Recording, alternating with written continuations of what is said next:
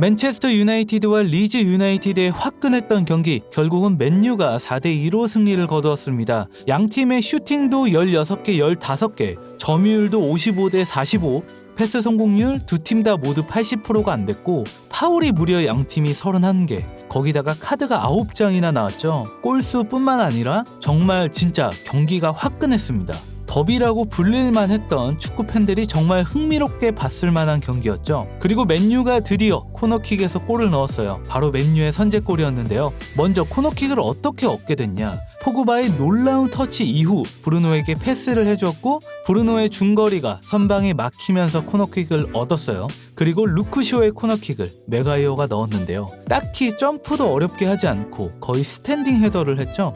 리즈의 데인마크가 정말 맥가이어만 보고 있고 공의 위치를 인지하지 못했던 것 같아요. 그래서 몸싸움이 좋았던 맥가이어는 그냥 수비를 버티면서 차분하게 머리를 갖다 댔습니다. 좀 허무하고 정말 쉽게 간단하게 잘 넣었죠. 이렇게 넣을 거면 진작에 좀 넣었으면 어땠을까요? 맨유는 이 코너킥 골을 넣기 전까지 올 시즌 리그에서 139번의 코너킥을 찼다고 합니다. 단연 올 시즌 프리미어리그 팀들 중에서 가장 늦게 코너킥 골을 넣은 팀이고요. 맥가이어도 이에 대해서 인터뷰를 했는데요. 세트 플레이에 대해서는 특히 나에게 실망스러웠었다. 스탯을 보니 솔직히 부끄러운 수준이다. 세트 플레이를 개선했다면 더 높은 순위였을 것이다. 경기에 굉장히 큰 부분을 차지합니다 라고 말을 했습니다. 사실 호날두 바란이 영입되고 기존의 카바니 맥가이어 같은 선수들이 있어서 세트피스 골이 올 시즌 맨유가 많을 줄 알았는데 좀 아쉬운 결과였죠. 그리고 맨유의 추가골은 브루노 선수였습니다. 이 골은 진짜 린델로프의 전진부터 봐야 되죠.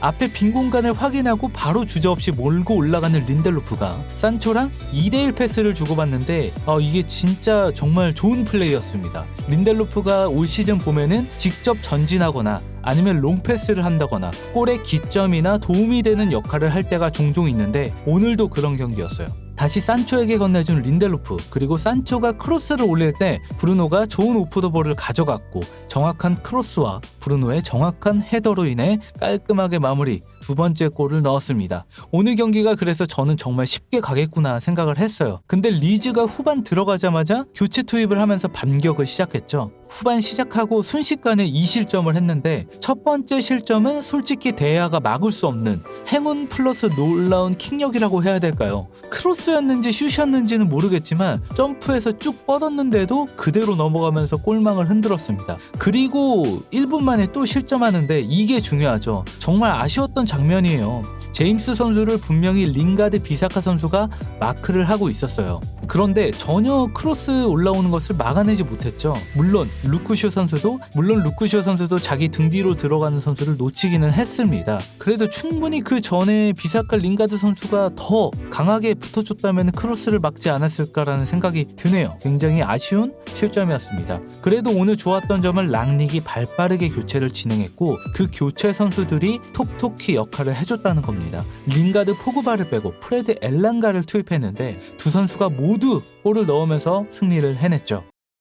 특히 교체가 진행되고 3분여 만에 프레드의 역전골이 나왔습니다. 이 골도 산초의 원투 패스가 나왔어요. 프레드가 산초에게 건네주고 멈춰있던 것이 아닙니다. 계속 움직여서 뒷공간으로 파고 들어갔어요.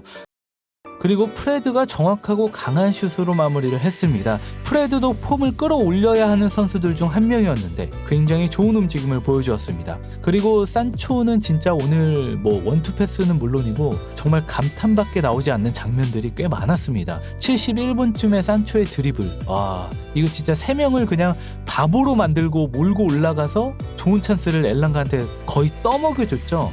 엘랑가 선수가 놓치기는 했지만 진짜 산초의 능력이 대단하다는 것을 확인할 수 있었습니다. 그리고 종료 직전 맨유의 추가골이 나오는데 주인공은 엘랑가였습니다. 이 부분은 브루노의 놀라운 터치로 시작이 되었어요. 아까 봤던 포그바의 첫 터치와 비슷한데 터치 한 번으로 수비수를 무너뜨리는 월드 클래스 선수들만이 할 수 있는 그런 터치를 브루노가 보여줬습니다. 이후에 두 번째 터치가 엘랑가한테 흘렀고 엘랑가가 이번에는 마무리를 지었습니다. 오늘 좋았던 선수들이 굉장히 많은데 몇 명을 좀 봐볼게요. 특히나 센터백 2명이 저는 좋았다고 생각이 들어요. 먼저 린델로프는 패스 성공률도 좋았고 키패스도 한번, 볼 경합 3회 승리, 공중볼 2회 승리, 가로채기 2회, 블락 1회, 클리어링 4개를 기록했습니다. 오늘 수비적인 면에서도 클리어링이 굉장히 좋았지만 특히나 패스적인 부분하고 직접 전진하는 부분, 빌드업을 해주는 부분에서도 굉장히 역할을 잘 소화했죠. 그리고 맥가이어는 한 골을 넣기도 했고 패스 성공률은 아쉬웠지만 볼 경합 5회 승리, 공중볼 2회, 태클 2회 성공, 가로채기 블락 1회씩, 클리어링 3회를 기록하면서 수비에서 준수한 모습을 보여주었습니다.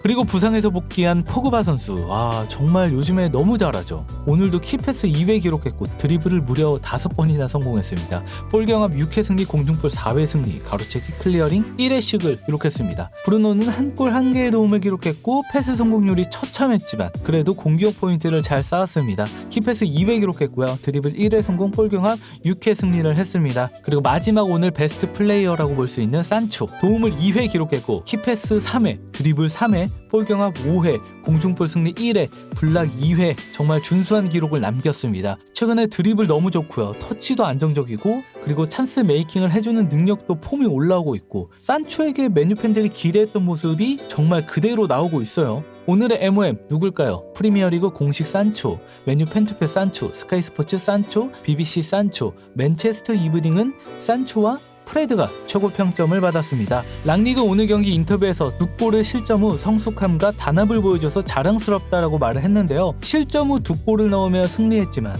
엘랑가가 잡았던 첫 번째 기회는 골을 넣었던 것보다 좋은 찬스였다. 득점했어야 했다라고 말을 했습니다. 조금 아쉬운 장면이었죠. 아까 봤던 산초가 만들었던 찬스입니다. 그리고 오늘 승리는 스태프, 서포터, 선수들에게 모두 좋습니다. 더 나아가야 합니다. 오늘의 경험으로 챔피언스리그와 프리미어리그에서 더 많은 에너지를 뿜어낼 수 있길 바랍니다 라고 말하면서 오늘의 팀 에너지를 높게 평가하고 앞으로도 이런 모습을 기대한다는 인터뷰를 남겼습니다.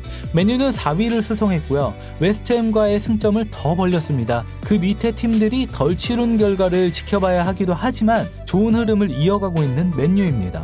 맨유의 다음 경기는 드디어 챔피언스리그 16강 1차전 아틀레티코 마드리드와의 경기입니다. 원정 다득점이 없어진 상황이기 때문에 무리하게 원정골을 노리지는 않아도 되는데 랑닉이 과연 어떻게 경기를 풀어갈지 궁금하네요. 그래도 이왕 원정을 떠나서 승리하면 기선제압을 할 수 있겠죠. 최근에 맨유가 안 좋았던 폼을 이어가는 선수들이 있긴 하지만 그래도 패배는 하지 않고 그리고 최근에 연승을 했습니다. 앞으로도 좋은 결과가 나오길 바라면서 지금까지 맨유튜브였습니다.